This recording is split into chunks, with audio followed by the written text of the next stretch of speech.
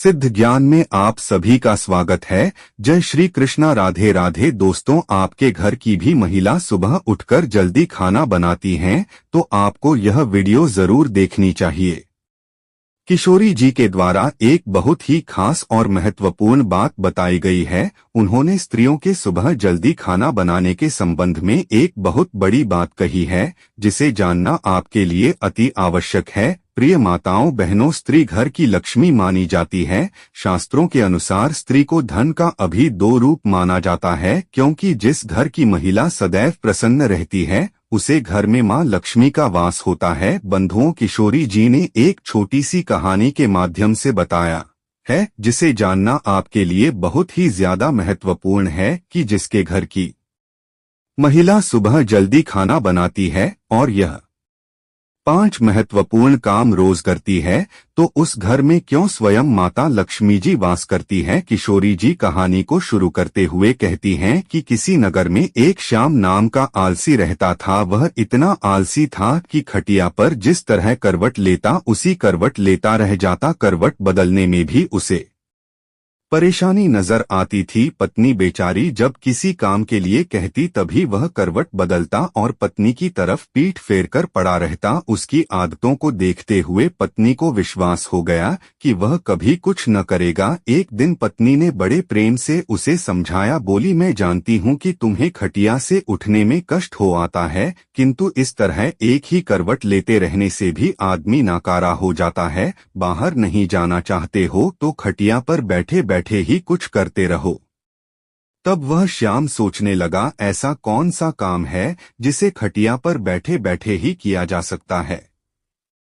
कुछ देर बाद उसकी समझ में बात आई। खुश होकर वह पत्नी से बोला, अरे सुनती हूँ मैंने बैठे बिठाए काम ढूंढ लिया है, अब चिंता करने की जरूरत नहीं। पत्नी प्रसन्न हुई, अब कुछ तो घर का काम होगा। उसने सब्जी की टोकरी में चाकू रखा और उसके आगे रखती हुई बोली, अब बैठे बैठे सब्जी काट दी। किंतु आलसी ने उस ओर ध्यान न दिया। थोड़ी देर बाद पत्नी जब सब्जी लेने पहुंची तो पाया कि पतिदेव खटिया पर बैठे हुए मक्खी गिन रहे हैं।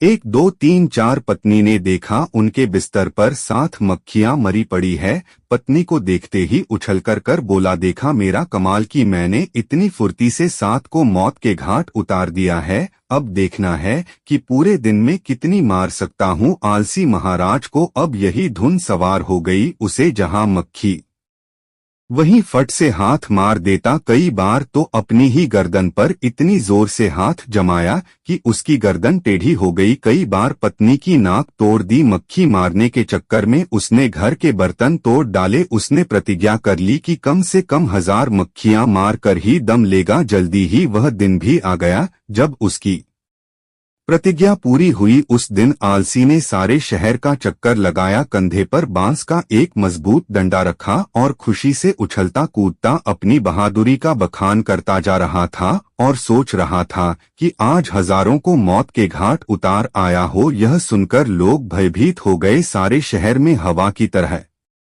बात फैल गई कि उसने हजारों को मौत के घाट उतार दिया है। लोगों ने उसका नाम 1000 मारी रख दिया। अब आलसी महोदय जिससे सड़क या गली कूचे से गुजरते वहीं लोगों की भीड़ उमड़ पड़ती। उस बहादुर को देखना चाहिए जिसने हजारों को मौत के घाट उतारा है। धीरे धीरे 1000 मारी सारे राज्य में प्रसिद्ध हो गया। कुछ दिनों बाद उस राज्य पर एक दूसरे राजा ने अचानक हमला बोल दिया। राजा के पास उस समय कोई अच्छा सेनापति नहीं था। उसने दूतों को आदेश दिया कि वे तुरंत सारे राज्य में घूम कर देखें और जहां भी उन्हें सेनापति के योग्य कोई युवक दिखाई दे उसे फौरन हमारे दरबार में हाजिर करें। आदेश पाते ही दूर जहां तहां शहरों में घूमने लगे। उन्हीं दिनों में 1000 मारी का नाम सर्वत्र गूंज रहा था।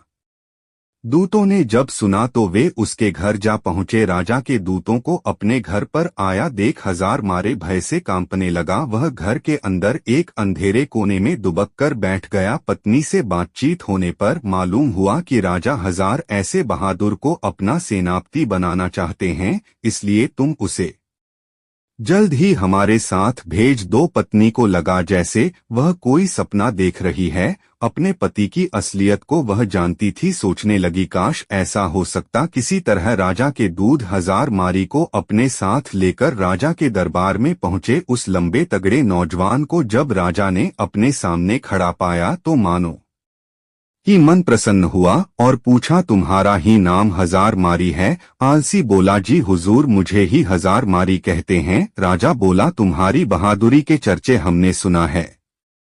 हम चाहते हैं कि शत्रु के साथ हो रहे युद्ध में तुम हमारी सेना का संचालन करो। कांपते हुए हजार मारी ने राजा की आज्ञा को स्वीकार किया और इस बात की सूचना देने के लिए घोड़े पर सवार हो पत्नी के पास पहुंचा। और यह सुनकर पत्नी की खुशी का ठिकाना न रहा। उसने सोचा, हजार हमारी सेना तो बन गया, पर शत्रु की सेना का मुकाबला वह कैसे करेगा? कहीं यह डरपोक आदमी युद्ध के मैदान में घोड़े से उतरकर भाग आया तो राजा इसे जीवित न छोड़ेंगे। उसने एक मजबूत रस्सी से हजार मारी को घोड़े से बांधना शुरू किया। हजार मारी ने पूछा, यह क्या कर रही हो? हजारे की पत्नी ने जवाब दिया कि मैं आपको घोड़े के साथ बांध रही हूँ। स्वामी हजारी ने पूछा कि ऐसा के लिए? पत्नी ने जवाब दिया, इसलिए आपको घोड़े से बांध रही हूं कि कहीं आप लड़ाई के लिए उतावले होकर घोड़े से कूद पड़े और पैदल ही न लड़ने लगे।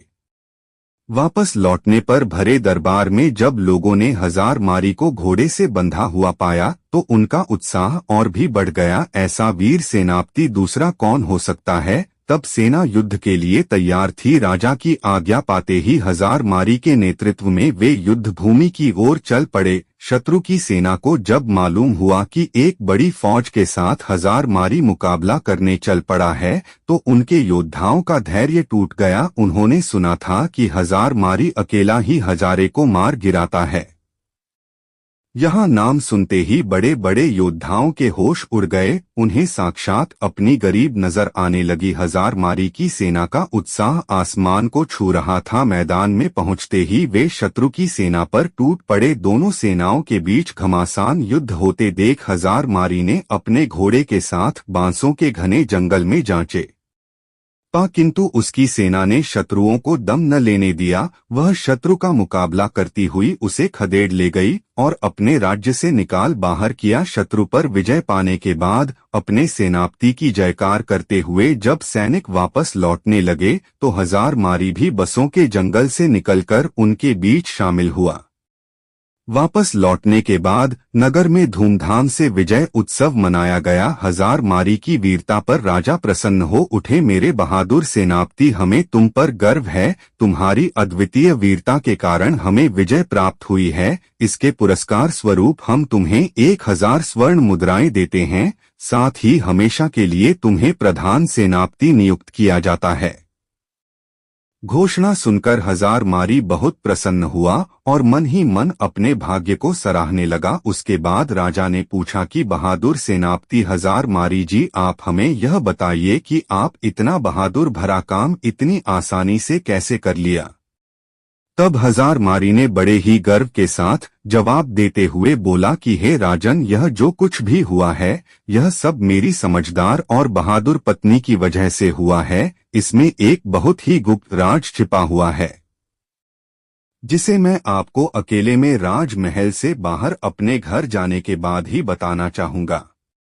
राजा ने पूछा कि सेनापति हजार मारी, यह बताओ कि तुम यहाँ वह गुप्त बात क्यों नहीं बता सकते हो? तो उसने कहा, यही तो मेरी सफलता का राज है जिसे मैं सबके सामने नहीं बता सकता। आपको मेरे साथ बाहर मेरे घर चलना पड़ेगा। तब राजा ने कहा, ठीक है, मैं तुम्हारे साथ राजमहल से बाहर तुम्हारे घर जाने के लिए तैयार हूँ।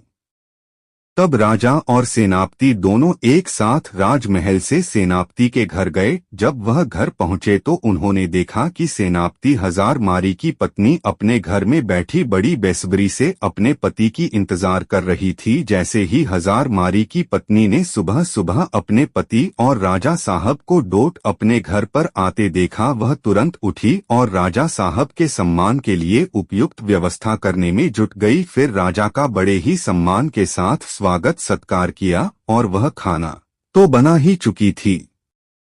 तभी उसने राजा साहब को खाने के लिए भी चौकी सजा दी और राजा साहब को अच्छे से सुबह सुबह ही खाना खिला दिया। तब फिर हजार मारी बोला, अब तो आपने देखा ही होगा और समझ गए होंगे कि मेरी जीत का असली राज क्या है। मतलब कि है महाराज, जैसा कि हम सभी को पता है कि जिस घर की महिला सुबह प्रातः काल ब्रह्मा मुहूर्त में उठ जाती है, उसके घर में कभी भी लक्ष्मी की कमी नहीं होती है और उसके यहाँ लक्ष्मी का वास होता है। और वही जिस घर में कोई महिला सुबह सुबह जल्दी खाना बनाती है, उसे घर की तरक्की बिल्कुल पक्की है, क्योंकि राजा साहब और हम सभी लोग यहाँ जानते हैं कि जिस घर में सुबह जल्दी खाना बन जाएगा तो उसे घर की तरह की इस तरह से होती है, जैसे कि यदि सुबह जल्दी खाना बनेगा तो घर के बच्चे जल्दी से स्कूल के लिए भी चले जाएंगे, और यदि कोई व्यक्ति कहीं ऑफिस में काम करता है या फिर किसी को कोई जरूरी काम, तो वह घर से कभी भी खाली पेट नहीं जाएगा। वह कहीं भी खाना खाने के बाद जा सकता है और अपना पूरा काम पूरी लगन और मन से कर सकता है। तो सुबह सुबह जो भी स्त्री जल्दी खाना बना लेती है, उसके घर में तरक्की होना बिल्कुल तय है। हजार मारी ने फिर राजा साहब से जो भी उसके जीवन में अपनी पत्नी के प्रति सहायता की बातें जितनी भी थी और वह युद्ध में किस प्रकार से जीता था, यह सब राजा साहब को पूरी कहानी बता देता है। तब राजा साहब यह सब जानने के बाद कहते हैं, आपने बिल्कुल सही कहा सेनापति जी, जिस घर की महिला सुबह जल्दी ब्रह्मा मुहूर्त में उठकर के सारे घर के कार्य कर लेगी और सुबह जल्दी खाना बना लेगी, उसे घर की तरक्की तो बिल्कुल तय है। उसके बाद राजा साहब ने हजार मारी की पत्नी को डोट को ढेर सारी अशर्फिया और जवाहर से सम्मानित किया। तो प्रिय दर्शकों, आपको यह अच्छी तरह से समझ में आ गया होगा कि किसी भी घर की तरक्की के लिए महिला का योगदान सर्वोपरि होता है। और किसी ने कहा भी है कि किसी भी कामयाब व्यक्ति के पीछे किसी महिला का हाथ जरूर होता है और घर की महिला यदि चाहे तो घर को स्वर्ग बन सकती है। धन्यवाद।